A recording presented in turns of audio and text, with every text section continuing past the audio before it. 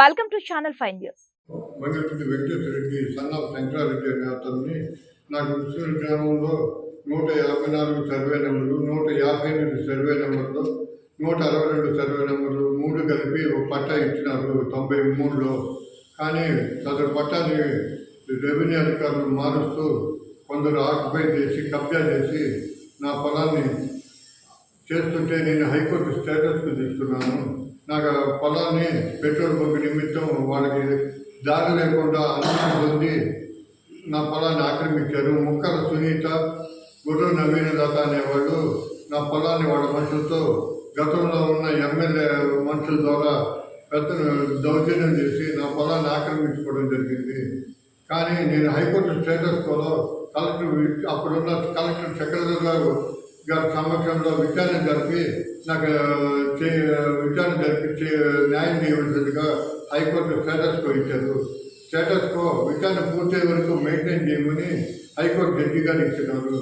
కానీ కలెక్టర్ గారు విచారణ చేసి విచారణ పూర్తి కాకుండానే నా పట్టాను రద్దు చేసి రెవెన్యూ కోర్టు CCLS కోర్టుకి పొమ్మని చెప్పి ఆర్డర్ ఇచ్చినారు.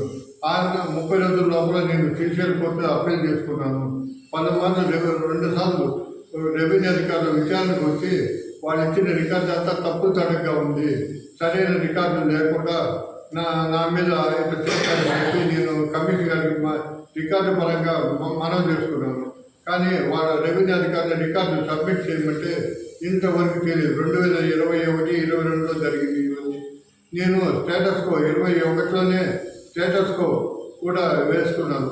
ఫర్దర్గా ఎలాంటి చర్యలకు రెవెన్యూ అధికారులు VRO నుంచి కలెక్టర్ వరకు ఎవరు దాని మీద ఏ చర్యకు పాల్పడద్దు, విచారణ పూర్తయ్యే వరకు స్టేటస్కో ఇచ్చినారు.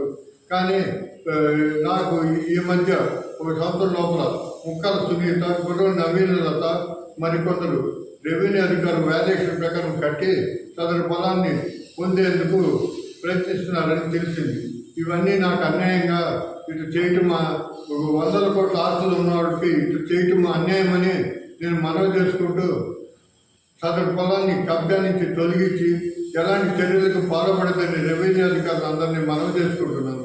VRO చేసే అక్రమాలకు సింగరయ్య అనే అతను చేసే అక్రమాలకు ఇవన్నీ జరుగుతున్నాయి.